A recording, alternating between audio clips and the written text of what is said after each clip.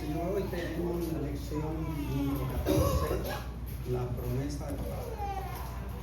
En Hechos capítulo 1, del 1 al 14, ahí los que no tienen el libro, pues pueden buscar en su Biblia, date la lectura.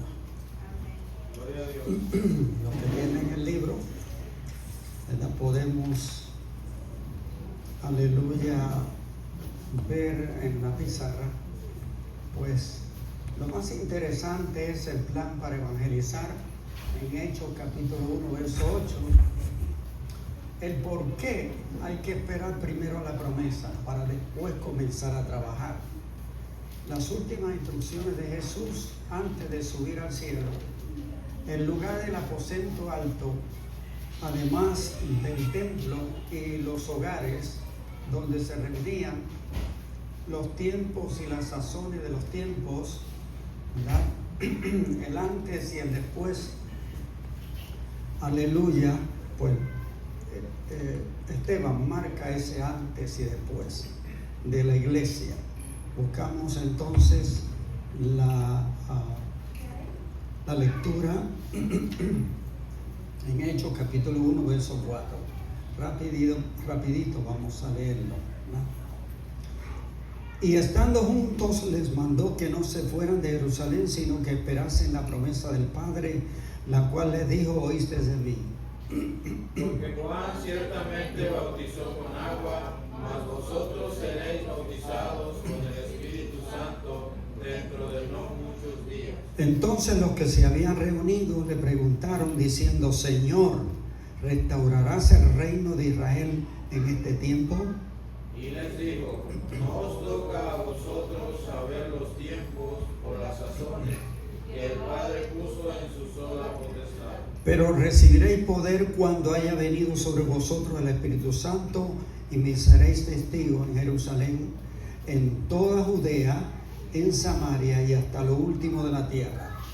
Y habiendo dicho estas cosas, viéndolo ellos, fue alzado y le recibió una nube que le ocultó de sus ojos. Entonces volvieron a Jerusalén desde el monte que se llama del Olivar, el cual está cerca de Jerusalén, camino de un día de reposo. Y entrados subieron al aposento alto, donde moraban Pedro y Jacobo, Juan, Andrés, Felipe, Tomás, Bartolomé, Mateo, Jacobo, hijo de Alfeo, Simón el celote y Judas, hermano de Jacobo. Todos estos perseveraban unánimes en oración y ruego con las mujeres y con María, la madre de Jesús, y con sus hermanos. Qué interesante, ¿verdad que sí, hermano? Pueden tomar asiento. Vamos a objetivos. Amén. Objetivo número 1 dice: es esperar con fe y paciencia lo que el Señor ha prometido. Número 2, reconocer la necesidad de ser llenos del Espíritu Santo. Número 3, buscar intensamente esta promesa si no la han recibido. El pensamiento central y el texto de la hermana a Minerva. El Espíritu Santo nos llena de poder para expandir el reino de Dios. Texto audio: pero recibiréis poder cuando haya venido sobre vosotros el Espíritu Santo y me seréis testigos. Hechos 1:8. El propósito de esta lección es que nosotros aprendamos de estos hombres de Dios, ¿verdad?, a seguir las instrucciones que dejó Jesucristo, y sobre todas las cosas poder llevar el trabajo de la iglesia, aleluya, conforme al propósito de Jesucristo. Un plan establecido por el Señor Jesucristo para que nosotros pudiéramos también, ¿verdad?, continuar el trabajo que hicieron ellos, porque eso es para siempre. Aleluya, ¿verdad?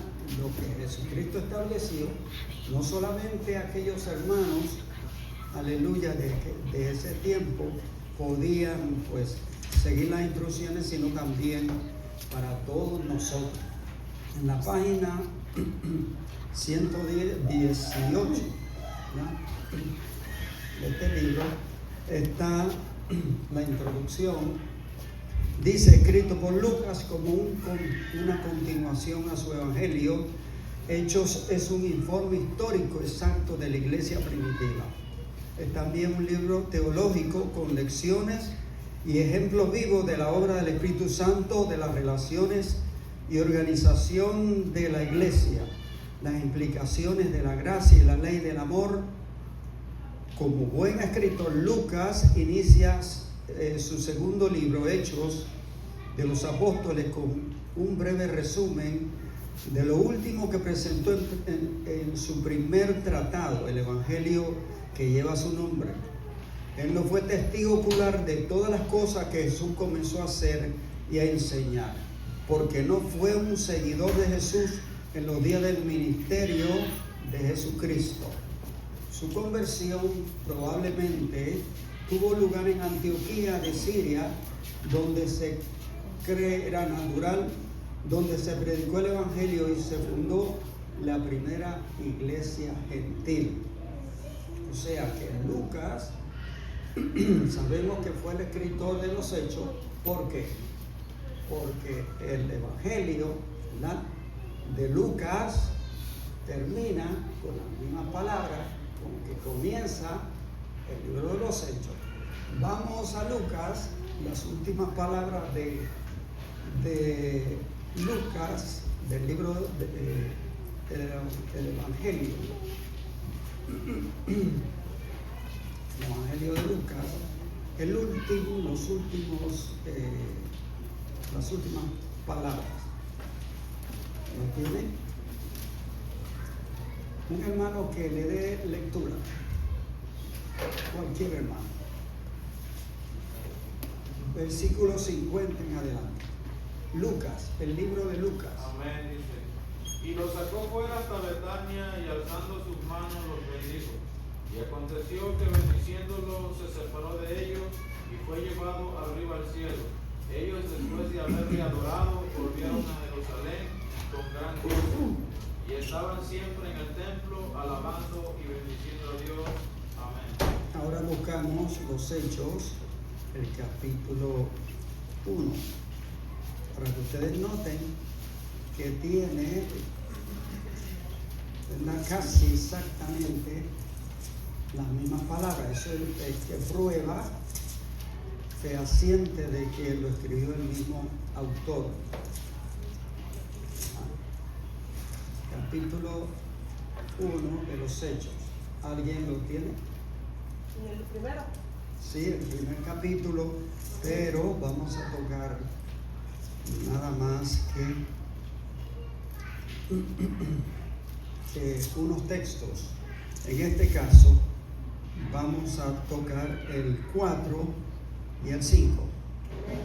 Y si estando juntos les mandó que no se fueran de Jerusalén, sino que esperasen la promesa del Padre, la cual les dijo: oísteis de mí, porque Juan ciertamente bautizó con agua, mas vosotros seréis bautizados con el Espíritu Santo dentro de no muchos días. Muy bien, tenemos ahí la prueba de que el que escribió el Evangelio de Lucas es el mismo que escribió, ¿verdad?, los Hechos. Ninguno de los dos libros tiene a quien lo escribió, pero se llega a la conclusión, ¿verdad?, de que ambos fueron escritos por la misma persona, en este caso Lucas. Lucas, ¿dónde nació Lucas? Dice la introducción. Antioquía de Siria. En Antioquía de Siria. ¿Y Antioquía de Siria era qué? ¿Era qué? ¿Qué había en Antioquía de Siria que era tan importante para los cristianos? ¿Qué se fundó allí? La primera iglesia ¿de quién? O de los gentiles, en este caso, ¿verdad? La primera iglesia de los gentiles después de Jerusalén. Ahora, la pregunta es ¿por qué Jesucristo le dio a los discípulos la orden de que se fueran a Jerusalén? ¿Por qué le dio esa orden? ¿Qué importancia tenía Jerusalén para todos ellos y para Cristo? ¿Qué valor tenía Jerusalén? ¿Qué valor tenía Jerusalén? A ver. Jerusalén era su ciudad, su pueblo. Solo el hermano Tello. ¿Quién había nacido allí? Jesucristo había nacido allí. ¿Qué valor tenía Jerusalén? Pues era la capital ¿de quién? De Israel, de todo Israel. Además, todos los acontecimientos históricos, ¿verdad?, desde el Antiguo Testamento giraban en torno a ¿qué? A la ciudad de Jerusalén. Y ese lugar habría de ser o será la capital del mundo, ¿verdad? Aleluya, cuando Jesucristo venga por segunda vez. Así que, amados hermanos, todo gira en torno al centro de Jerusalén. Toda la historia bíblica, ¿verdad?, comienza y termina en Jerusalén. Jerusalén es el centro del mundo entero, sin lugar a dudas, porque la historia bíblica comienza con Jerusalén y termina con Jerusalén. Así que, amados hermanos, ¿verdad?, el primer tema es la promesa del Espíritu Santo. Y está en esos primeros versículos. Hechos capítulo 1, verso 4, dice claramente: y estando juntos les mandó que no se fueran de Jerusalén, sino que esperasen la promesa del Padre, la cual les dijo: oísteis de mí. Fíjense, amados hermanos, que Jesucristo no estaba en Jerusalén. Los discípulos no estaban en Jerusalén. Ellos se habían ido todos a Galilea y estaban allá, ¿verdad?, pues esperando, aleluya, palabras de Jesucristo. Ustedes saben que Cristo, ¿verdad?, había resucitado y estuvo con ellos por 40 días dándole instrucciones a ellos, pero se las daba ya en Galilea. Así que cuando Jesucristo está listo, ya habiendo terminado con las instrucciones que le iba a dar a ellos, ¿verdad?, les dijo a ellos: ustedes se van, ¿a dónde? A Jerusalén. Y se quedan en Jerusalén. Eso fue una orden, aleluya, una orden de Cristo para que ellos volvieran a Jerusalén y no salieran de Jerusalén. ¿Por qué? Porque allí habría de comenzar el desarrollo de la iglesia. La iglesia de Cristo comenzó justamente en Jerusalén, ¿no?, en un lugar que había usado Jesús para tomar la Santa Cena, que era el aposento alto. El aposento alto, había un lugar, una casa muy cómoda, muy grande, que era de María, la madre de Juan Marcos, el que escribió el libro de Marcos. La madre de Juan Marcos tenía una casa bien cómoda, muy buena, que tenía un segundo piso, ¿verdad?, que se llamaba el aposento alto. En ese lugar ya Cristo había dado la Santa Cena, así que era bien conocido por todos los discípulos. Así que, amados hermanos, aleluya, ellos se fueron a Jerusalén. Y entonces, allí en Jerusalén, también apareció Jesucristo cuando ellos llegaron a Jerusalén. Jesucristo iba a subir al cielo, ¿verdad?, porque se le había acabado el tiempo. 40 días había estado con ellos y ya se iba para el cielo. ¿En qué fecha fue que Jesucristo murió? ¿Se acuerdan? ¿Alguien se acuerda de eso? ¿El día de qué? El día de la Pascua, el día de la Pascua. ¿Qué día cae la Pascua? Domingo. Muy bien. Domingo. Pero el mes. Sí. No le dieron al hermano. Ok. ¿En qué fecha se celebra la Semana Santa entre los cristianos?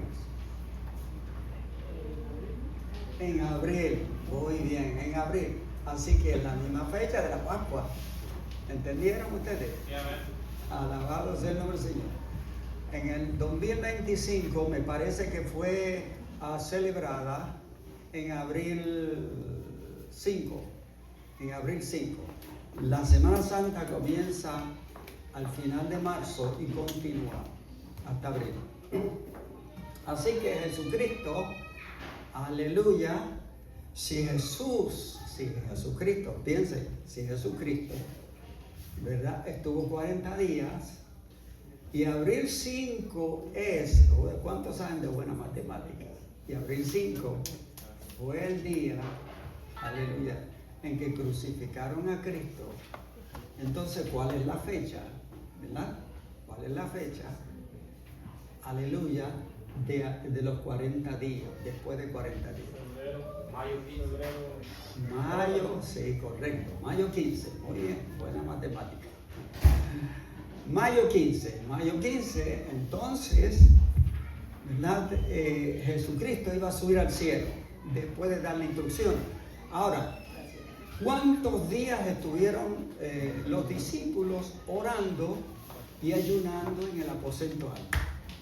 Porque ahí dice, Jesucristo les dice, ¿verdad? Van a recibir la promesa no muchos días después, ¿qué quiere decir? Que son pocos días, ¿verdad que sí? Pocos días, muy bien. ¿Y cuántos días? Pentecostés entonces, ¿qué significa Pentecostés? ¿Qué significa eso? Es un número. 10, 15, 20, 50 días después de la Pascua. 50 días después de la Pascua. Entonces llega el Pentecostés. Pentecostés era, ¿verdad?, una fiesta del recogido de frutos de ese tiempo, ¿verdad? De la primera cosecha, recogido de los frutos de la primera cosecha. Así que los apóstoles, o mejor dicho, los discípulos y todos aquellos que servían a Cristo, eran la primera cosecha de Pentecostés. Se fueron entonces al aposento alto y allí esperaron. Primero llegaron el día 40 en que Jesús iba a subir al cielo, hasta el día de Pentecostés, que eran 50. ¿Cuántos días transcurrieron esperando? De 40 al 50. ¿Cuántos días, hermano? 10 días. 40 al 50. Si Jesús subió el día 40, entonces Pentecostés significa 50, ¿verdad? Habría de celebrar el Pentecostés. 10 días habían pasado orando y ayunando en el aposento alto. Ahora, lo interesante allí es, ¿verdad?, que, fíjense, hermanos, buscando en la palabra del Señor, es interesante lo que sucede, que dice que más o menos unos 120 personas eran los que estaban allí, ¿verdad que sí? 120 personas aproximadamente. Y entre ellos estaban los 11 discípulos, y también estaba la madre de Jesús, María, y también estaban los hijos de María. ¿Cuántos hijos varones había tenido María? ¿Alguien se acuerda? Uno más. 4 varones. 4 varones. ¿Cuántas niñas? ¿Cuántas jovencitas? Pues no se sabe. No se sabe cuántas mujeres tuvo. ¿Ah? Muy bien. Simón, Jacobo, Judas, Simón, José. Jacobo, Judas, Simón, José. 4 varones. ¿Por qué se contaron 4 varones y no las mujeres? ¿Por qué razón no contaron las mujeres? ¿Por qué razón no contaron las mujeres? Vamos a ver, despierta. Porque las mujeres, me perdonan las hermanas, ¿verdad? No se contaba. Antes. Aleluya, ahora sí se cuentan. Bendito sea el nombre del Señor. No, y ahora se cuentan al principio, no al final. Alabado sea el nombre del Señor. Y nos alegramos muchísimo por eso. Eso quiere decir que Jesús le dio tanto valor y tanta importancia a la mujer que la puso exactamente, ¿verdad? Aleluya, en el lugar que debía de estar. Alabado sea el nombre del Señor. Ahora, ¿cuál es el valor que tenía entonces el Espíritu Santo? Recibir el Espíritu Santo. ¿Qué valor puede tener para nosotros recibir el Espíritu Santo? Porque eso es lo importante, ¿verdad? No tenemos nosotros que esperar ser bautizados en el Espíritu Santo para después comenzar a trabajar, porque eso fue lo que hicieron ellos, ¿verdad que sí? Jesús les dice, váyanse a Jerusalén y esperen allí la promesa del Espíritu Santo. Eso está en el capítulo 2 de los Hechos. ¿Por qué tenían que esperar? A ver, hermano, ¿por qué tenían que esperar que bajara el Espíritu Santo sobre ellos? ¿Qué iba a hacer el Espíritu Santo en la vida de ellos? Cambiarles su corazón, su manera de pensar. Cambiar el corazón. El Espíritu Santo traería los frutos que ellos necesitaban. Muy bien, desarrollar los frutos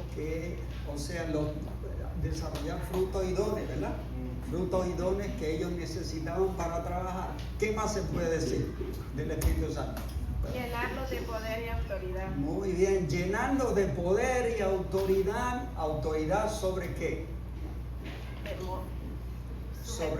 Sobre los demonios, sobre el mundo espiritual, sobre los hombres y las mujeres que estaban llenos de demonios y se enfrentaban a ellos. Les daba poder para conocer los pensamientos de los seres humanos.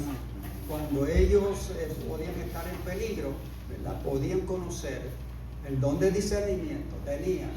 Así que, fíjense, es bien interesante que allí también estaba María, ¿verdad? Y todos sus hijos, toda la familia, prácticamente. Cuando Jesús se reveló como Hijo de Dios, ninguno de ellos creían en Cristo como el Mesías prometido. Ninguno, absolutamente ninguno. Jacobo le dijo la primera vez, vete y muéstrate al mundo, muéstrate que tú eres, ¿verdad?, el Salvador. Y se lo dijo en forma sarcástica. Pero luego, con el tiempo, ¿verdad?, llegó el momento en que era necesario que ellos conocieran a Jesucristo como el Salvador, el Mesías. Así que estaban allí cuando Jesucristo se levantó de los muertos y comenzó a aparecer a todos los discípulos. También se le apareció a Jacobo y habló con Jacobo, su hijo, su hermano mayor. Y entonces, a través de Jacobo, ¿verdad?, todos los demás creyeron en Cristo. Así que de ahí en adelante se fueron también al aposento alto y allí recibieron el poder del Espíritu Santo.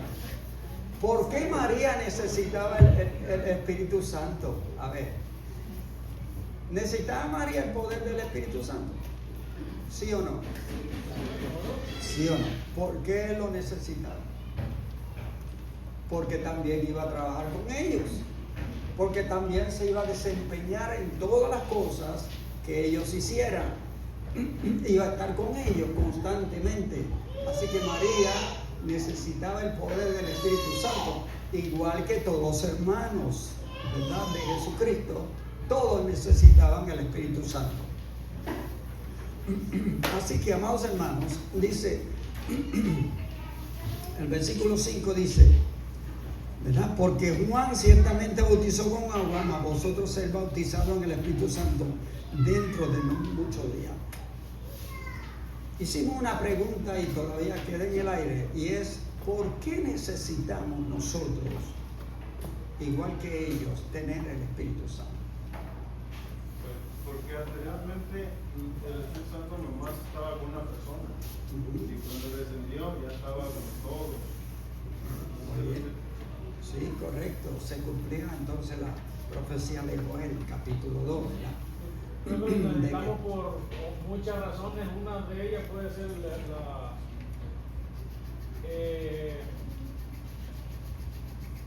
la motivación o lo que nos hace o nos motiva cada día, por ejemplo, a permanecer a pesar de la adversidad o lo que sea, ¿verdad?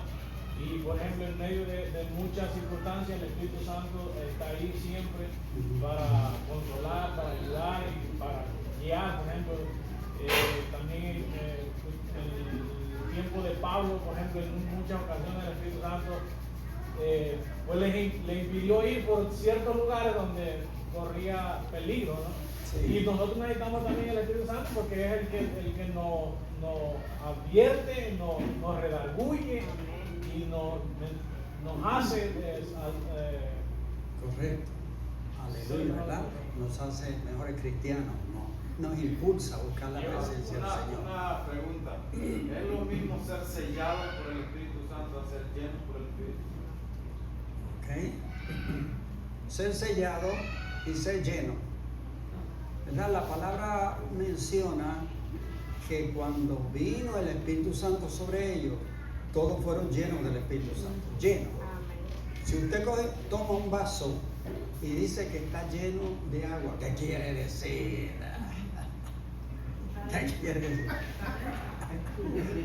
Que está lleno de algo, ¿verdad que sí? Todo el interior del vaso está lleno. Cuando una persona es llena del Espíritu Santo es igual, ¿verdad que sí, hermano? Alabado sea el nombre del Señor. Y cambia, aleluya, la visión que tiene del mundo, porque también le da valentía al Espíritu Santo, ¿verdad que sí? Los ayuda para vencer el pecado, los ayuda, aleluya, para hacer inmediatamente, aleluya, la voluntad del Señor, predicar el Evangelio, producir obras, aleluya, que agradasen a Dios. O sea, eran como soldados de Cristo, aleluya, preparados, aleluya, con las armas necesarias para hacerle frente al mundo. La pregunta que me viene a la mente, ¿verdad? Y está para discutir es, ¿tenemos nosotros que esperar la promesa del Espíritu Santo como ellos para entonces comenzar a trabajar? Sí. Quiero leer lo que dice Juan 16. Okay. Bueno, dice versículo 4, esto no os lo dije al principio, porque yo estaba con vosotros, pero ahora voy al que me envió y ninguno de vosotros me pregunta, ¿a dónde vas? Antes porque os he dicho estas cosas, tristeza ha llenado vuestro corazón, pero yo os digo la verdad, os conviene que yo me vaya, porque si no me fuere, el Consolador no vendría a vosotros, mas si me fuere, os lo enviaré. Y cuando Él venga, convencerá al mundo de pecado. O sea, lo que usted estaba preguntando, para que dice de justicia, de juicio, de pecado por cuanto no creen en mí, de justicia por cuanto voy al Padre y no me veréis más, y de juicio por cuanto el príncipe de este mundo ha sido ya juzgado. Aún tengo muchas cosas que deciros, pero ahora no las podéis sobrellevar. Y otra vez dice, pero cuando venga el Espíritu Santo, de verdad, Él os guiará a toda la verdad, porque no hablará por su propia cuenta, sino que hablará todo lo que oyere y os hará saber las cosas que habrán de venir. Dice, Él me glorificará, porque tomará de lo mío y os lo hará saber. Todo lo que tiene al Padre es mío, por eso dije que tomará de lo mío y os lo hará saber. O sea que lo necesitamos. Pero cabe recalcar que, por ejemplo, cuando uno cree en Cristo, se arrepiente de su pecado, Dios te sella con el Espíritu Santo. Amén. Ahora, la llenura del Espíritu Santo es para la obra ministerial o para el ministerio, para llevar a cabo la obra de nuestro Señor Jesucristo. Pero obviamente no podemos vivir la vida o no no nos podemos llamar cristianos iglesia sin el Espíritu Santo, pero lo necesitamos sí o sí. Ahora yo creo que, como dice usted la pregunta, eso es muy personal.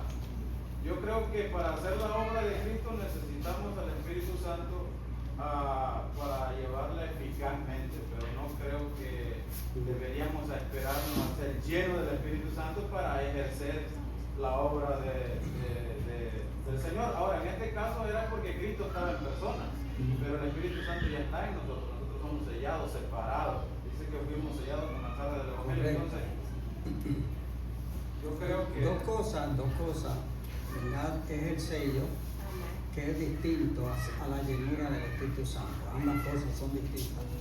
Cuando la persona se convierte a Jesucristo, se entiende que es sellado con el Espíritu Santo para salvación.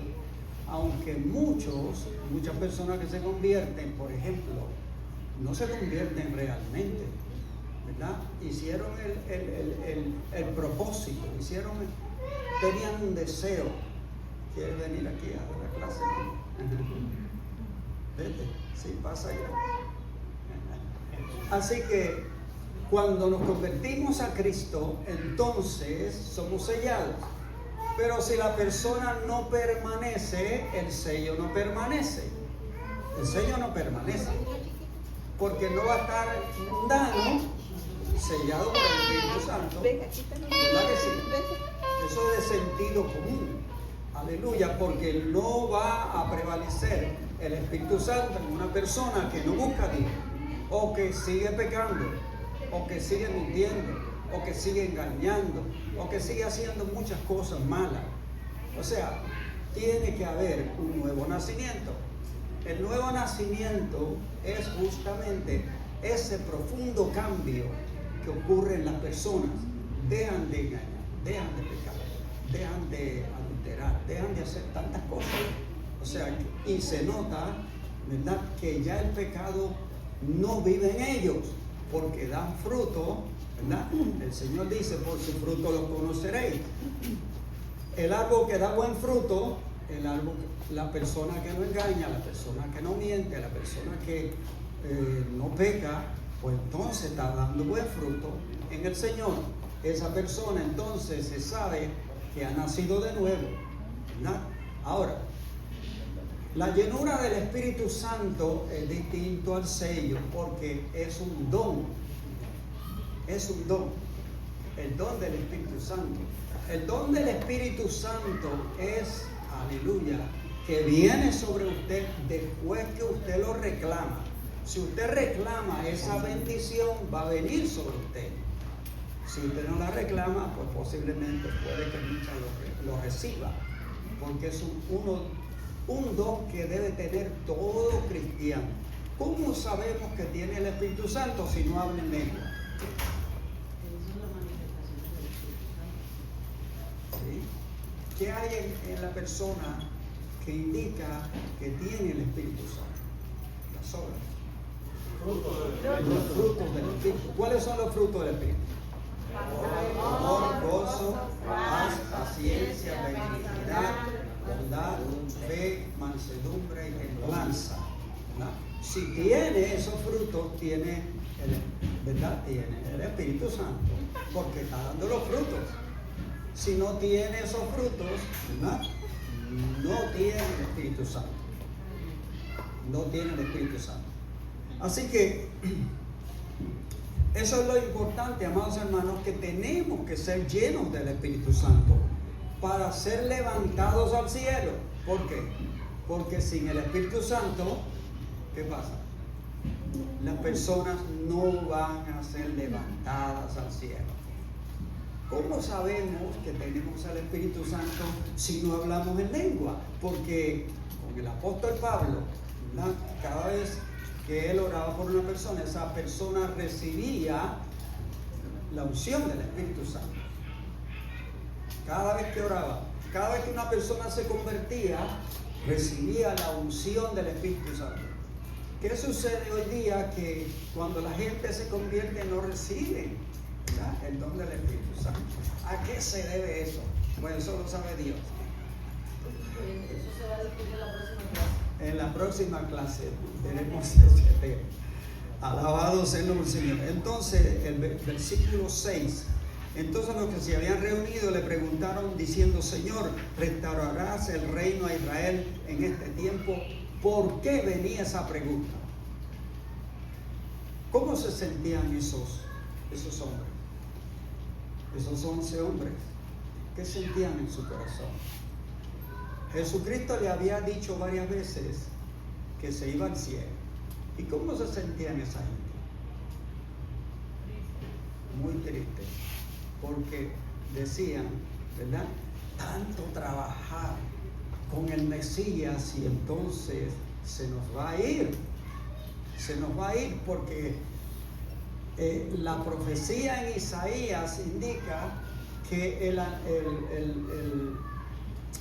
el Mesías era un hombre de poder, era un hombre, aleluya, de verdad, que nadie lo podía vencer. Era un hombre que habría de ser el presidente de la nación, vamos a decirlo así, el presidente de la nación, ¿verdad? Con mucho poder político, económico, social y religioso. Pero entonces se toparon en que Cristo, aleluya, se iba a ir. Pues se sentían muy tristes, ¿verdad que sí? Le preguntaron, pero quiere decir, ¿vas a establecer tu reino ahora o no? ¿Vas a establecer tu reino ahora o te vas a ir sin establecer tu reino ahora? Alabado sea el nombre del Señor. Más o menos, ¿verdad? Alguien tiene otra posición, ¿verdad? La puede decir. Pero en el verso 7, ¿qué le dijo Jesús en el verso 7 ahí? ¿Qué le indicó? No os toca a vosotros saber los tiempos o las razones que el Padre puso en su sola potestad. A ustedes no les toca saber eso. Eso está fuera del propósito. ¿Verdad? Vean ustedes, aquí yo les puse a ustedes de que son los tiempos y las razones. ¿Lo pueden ver? Ok, un periodo de tiempo, desde este punto hasta allá, hasta el final, un periodo de tiempo. Pero ese es el tiempo, el periodo de tiempo. Dentro del periodo de tiempo ocurren muchos acontecimientos bien importantes. Por ejemplo, la venida de Cristo fue bien importante. Eso es una sazón del tiempo, ¿verdad? En segundo lugar, la crucifixión de Cristo es una sazón del tiempo de Cristo, ¿verdad? Y luego subir al cielo es una sazón del tiempo de Cristo. Yo recuerdo que Abigail habló sobre eso y dijo que eso tenía que saber con sabor. Sabor que le daba, ¿verdad?, valor a la vida. Que le daba valor a la vida. Bueno, así que recibiréis poder cuando haya venido sobre vosotros el Espíritu Santo, y me seréis testigos en Jerusalén, en toda Judea y en Samaria. ¿Verdad? Tenemos un mapa. Aquí en esta página tenemos un mapa. Ustedes vean ese mapa en la página 118. En la página 118 está el mapa.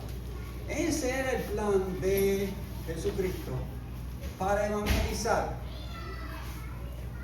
Fíjense, hasta Dios tiene planes. Hasta Dios hace planes. ¿Verdad que sí? Y ahí está el plan de evangelismo. Gloria al Señor. Noten ustedes que todas las flechas salen de dónde salen. De Jerusalén, porque iba a ser el centro, aleluya, donde se iba a levantar la primera iglesia. Así que la primera iglesia era totalmente 100% judía. Era totalmente judía. Esa es la manera en que se iba a hacer, ¿verdad?, el proceso de expandir el Evangelio de Cristo. Noten ustedes que la flecha es desde un centro hacia afuera, desde un centro hacia afuera, igual que aquí. Donde quiera que haya una iglesia, ¿dónde comienza el proceso de la evangelización? En esa iglesia, ¿verdad que sí? Igual que lo que dice aquí, y luego se expande hacia dónde? Hacia la comunidad primero. En este caso dice Judea, que eran los vecinos, la parte de abajo eran los vecinos. Luego a Samaria, un poquito más allá, ¿verdad? Y se iba expandiendo hasta lo último de la tierra, por todos los países. Y justamente eso fue lo que sucedió. Cuando vino la persecución, ¿verdad?, por la muerte de Esteban, ese es lo que yo llamo el antes y el después, el número 5, el antes y el después de Esteban. La crisis mayor de la iglesia, la crisis terrible que sufrió la iglesia. Entonces tomaron a Esteban, él estaba predicándoles y lo mataron. Lo mataron porque no resistían las palabras de él, no resistían el Espíritu Santo hablando. Así que ese fue el momento en que toda la iglesia que había en Jerusalén, pues se fue a huir, o casi toda, se fue a huir. ¿Qué haríamos nosotros si somos perseguidos? ¿Ah? ¿Se queda usted en la casa, en su casa? Hacemos una cueva y nos enterramos. Se queda en su casa, en su barrio, porque usted es bien valiente, fuerte, en el Espíritu Santo. Aleluya. Y se va a quedar. Todos estos tenían el Espíritu Santo. ¿Y qué hicieron? Se fueron a huir. Entonces, en esa huida que ellos hicieron, continuaron predicando el Evangelio de Cristo. Cuando predicaban el Evangelio de Cristo, entonces llegaron, aleluya, ¿verdad?, a Antioquía de Siria, que está en Siria. Ustedes noten la flecha, ¿verdad?, que indica hacia Siria. Esa es Antioquía de Siria, que estaba ahí, en ese lugar. Fue la primera iglesia que se fundó por los gentiles. Alabado sea el nombre. Los gentiles fundaron una primera iglesia allí, huyendo. Pero de ahí en adelante, ¿verdad?, el evangelio se continúa expandiendo por todo el Medio Oriente, ¿verdad?, hacia la parte de arriba, que ustedes notan en el Medio Oriente, ¿verdad? Y alabado sea el nombre del Señor. Y el apóstol Pablo fue el que hizo tanto esfuerzo para llevar ese lugar, el evangelio. Bueno, entonces, el antes y el después, Esteban. Si nosotros tenemos una persecución, pues obviamente yo creo que muchos se van a ir, ¿verdad? Alabado sea el nombre del Señor. Pero si usted siente hacer, ¿verdad? Los apóstoles no se fueron, se quedaron. Si usted siente como los apóstoles, se puede quedar en su lugar y predicar el evangelio lleno del poder del Espíritu Santo. Alabado sea el nombre del Señor, porque en ese tiempo, cuando llegue, también muchos de ustedes van a ser como valientes como los apóstoles. Van a ser llenos del Espíritu Santo. ¿Cuántos alaban al Señor? Aleluya. Bueno, entonces continuamos la historia. La historia se divide entonces en el antes y en el después. La crisis, ¿verdad?, que ocurrió en Jerusalén. Pero esa crisis la desarrolló. ¿Quién la desarrolló? ¿Quién fue la persona que más persiguió la iglesia?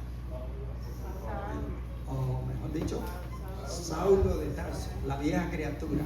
Saulo de Tarso, ¿verdad? Continuó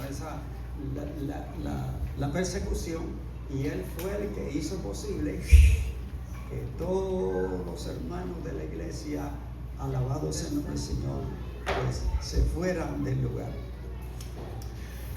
El versículo 9. Aleluya, hermano Benito, el 9, el 12 y el 13.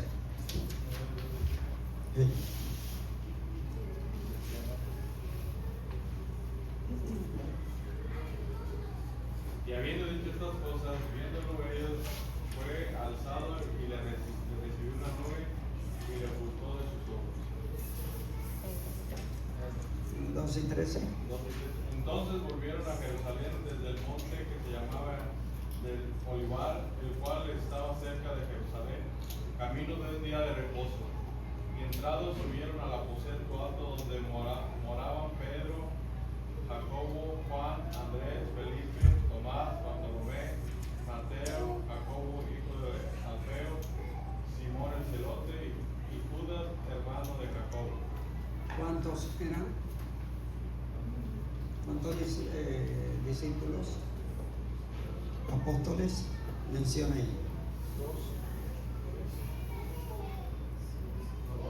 ¿Por qué no eran 12?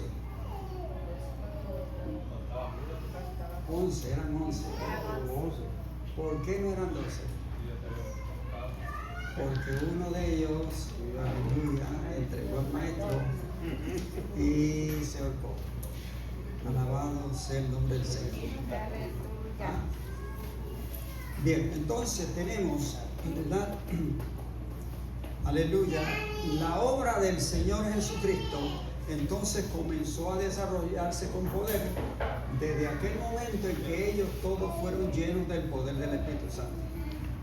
Entonces, ¿por qué oramos tanto cuando vamos a comenzar una obra? ¿Con qué intención oramos? Para que sea el Espíritu Santo ayudando. Muy bien. Para tener el apoyo del Espíritu Santo y del Señor Jesucristo. ¿Verdad que sí? Porque sin ese apoyo, aleluya, es imposible comenzar a trabajar. ¿Podrá una persona trabajar sin ser lleno del Espíritu Santo? No, ¿por qué no? Porque fracasaría en medio camino. Va a fracasar. Entonces Satanás le va a dar bofetadas en la cara. ¿Verdad que sí? Satanás, aleluya, lo va a destruir. Porque por eso es que necesitamos el Espíritu Santo, porque vamos a luchar contra potestades superiores, ¿verdad? Gobiernos, aleluya, de los aires. Bendito sea el nombre del Señor. Y cuando decimos esa cosa, se refiere al poder del diablo, al poder de Satanás, que es mucho más que nuestro, tiene mayor poder que nosotros. Bendito sea el nombre del Señor, ¿verdad? Así que seremos testigos, dice ahí, recibiré el poder. Y usted sabe lo que quiere decir poder, dice el libro que es dinamita. Dinamita. Poder quiere decir dinamita. En la página 121, a mano izquierda, definiciones y etimología, dice, más arriba, aleluya, poder y dinamita. Alabado sea el nombre del Señor. ¿Restaurarás el reino de Israel? Sí. El tiempo, recibiré poder. Y ahí dice recibiré poder. Dinamita.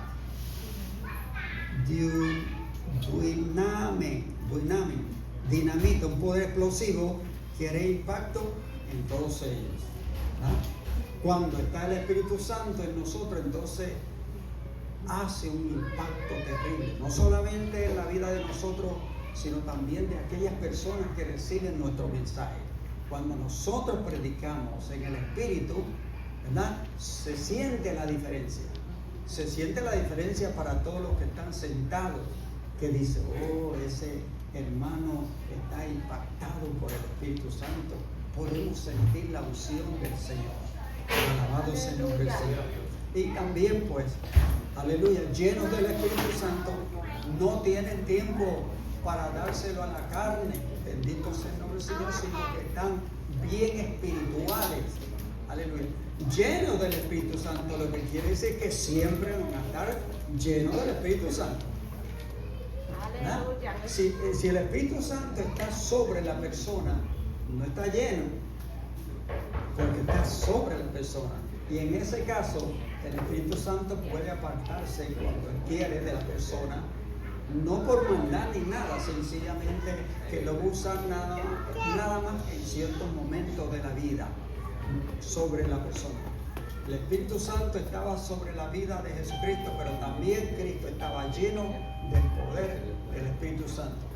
Alabado sea el nombre del Señor. Y nosotros debemos de luchar intensamente, aleluya, por ser llenos del Espíritu Santo, hermano.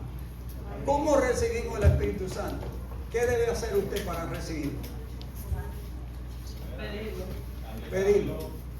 ¿Cómo lo pedimos? Orando. Mucha oración, mucho esfuerzo y ayuno.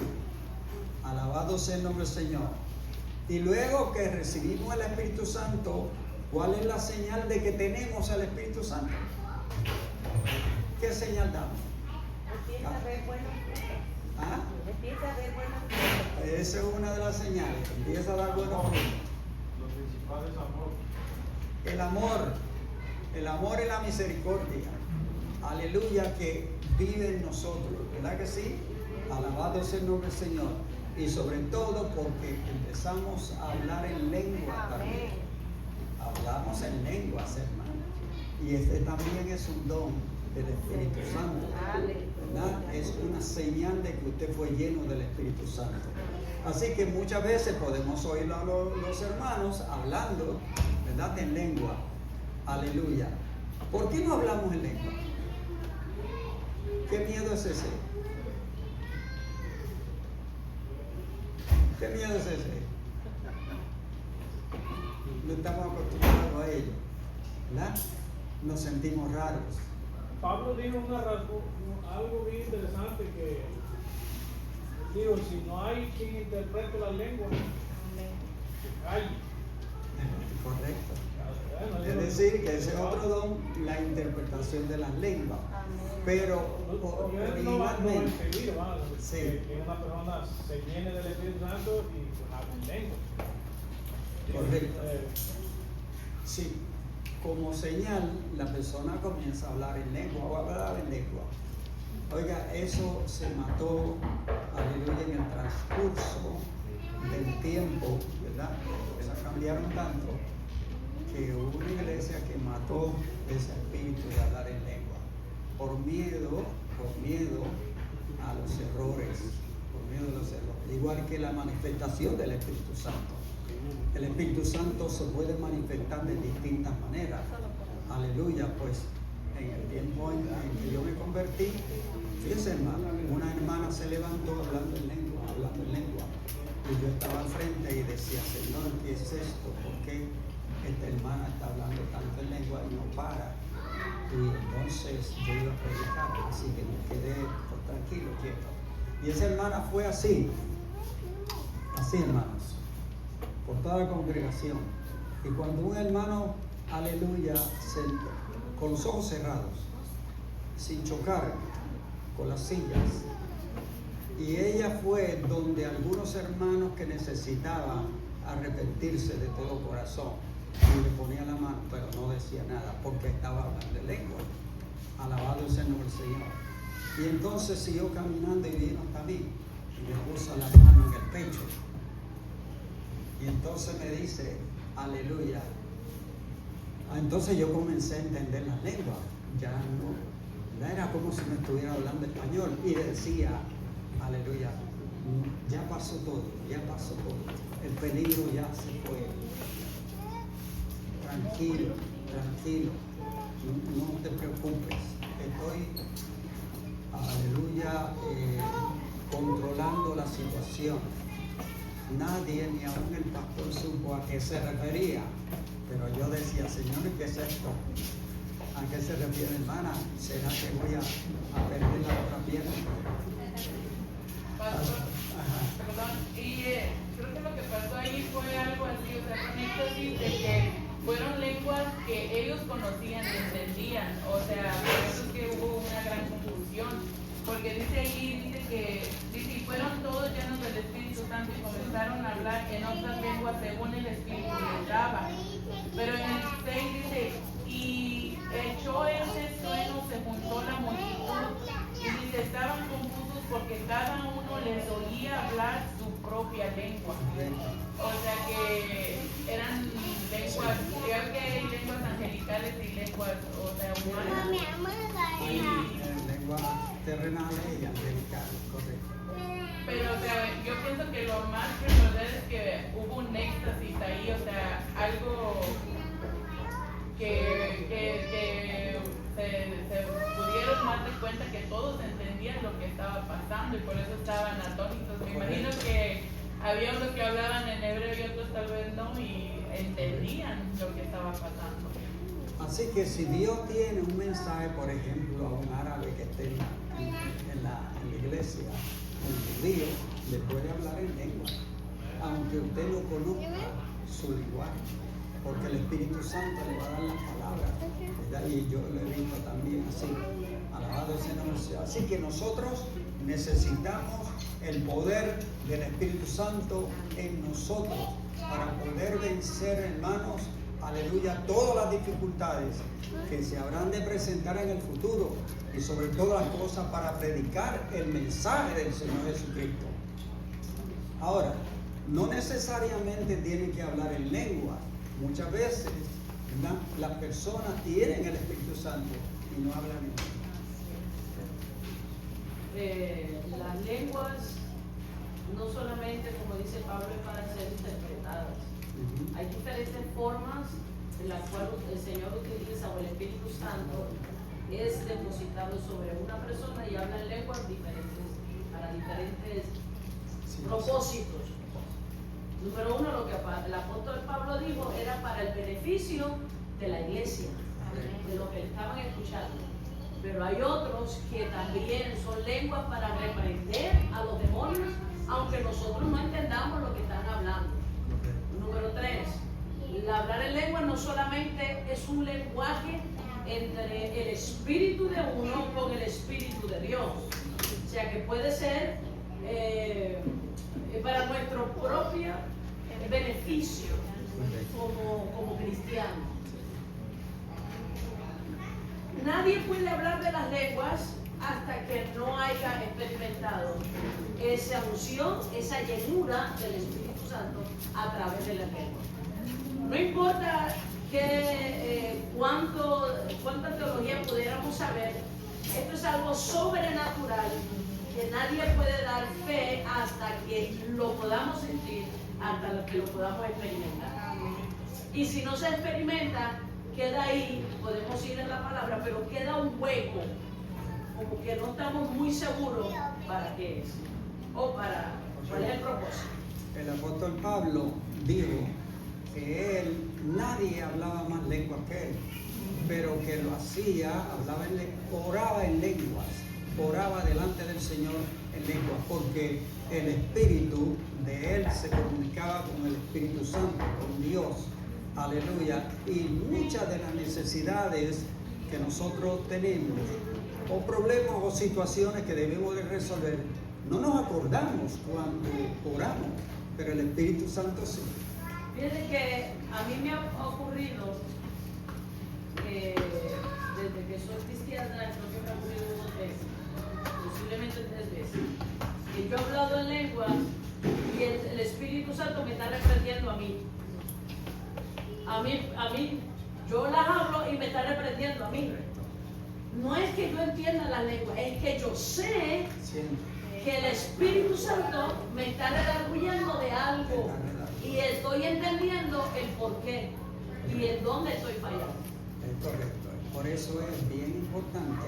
Y también estar lleno. puede venir alguien como dijo usted, señora, puede venir alguien a mí, porque a mí pasó, estaban hablando en lenguas y yo entendí todo lo que me estaban diciendo. Correcto. La interpretación. O sea, Yo creo que van de la mano esas dos cosas, o sea, tiene que haber... la hablar y interpretar. Sí, porque, por ejemplo, a mí me ha tocado experiencia en un inicio, cuando comenzaban el evangelio, personas que brincaban y hablaban en lengua. Pero, Entonces no eran lenguas angelicales, hermano. exactamente, porque no hay solamente lenguas angelicales, o no se habla, siempre que se habla una persona en lengua, no quiere decir que está hablando buenas cosas. Correcto. A veces hay demonios que están hablando a través de una persona, y por eso Pablo dice que es necesario que se pida también la interpretación de lengua. Ahora una Esa- persona que hable en chino y usted no puede entender, hablando en lenguas. No, pues no entiendo. Entonces usted piensa que eso está mal. No, o sea, lo que quiero decir que debe de haber, o sea, que es importante que se pida también el don de interpretación. Sí, Sí, o sea, ambas cosas. No es que esté mal que hablen en lengua, no está mal. Unidas. Exactamente, no es que esté mal porque es un fruto, ¿verdad? Como se llama, es un fruto del Espíritu que una persona hable en lengua. Y está bien, ¿verdad? Pero yo, como decía, para beneficio o edificación de la iglesia, sería bueno que hubiese alguien con el don de interpretación en lengua. Porque vuelvo a repetir, o sea, por ejemplo, en mi experiencia, personas que hablaban en lengua, pero están en pecado. Entonces, ¿quién está hablando ahí? ¿El Espíritu Santo? Mira, hermano, yo he tenido experiencia. Acuérdense que los dones son irrevocables. Son irrevocables. Después que Dios te lo da, son tuyos para siempre. Lo uses para bien o lo uses para mal. Porque yo sé de personas que están en pecado y han sanado, han tenido, a través de ellos, Dios los ha sanado a alguien más. Eso no significa que Él es salvo. Ese no es el propósito. El propósito de Dios lo que quiere es sanar a esa persona, hablarle a esa persona, edificar a esa persona. Obviamente que por su fruto los conoceréis, y si usted supo que esa persona estaba en pecado, obviamente usted no le va a creer, yo tampoco lo hubiera creído. Pero son irrevocables los dones. Y cuando hablamos en lengua, no podemos, aunque no se levante ningún intérprete, no podemos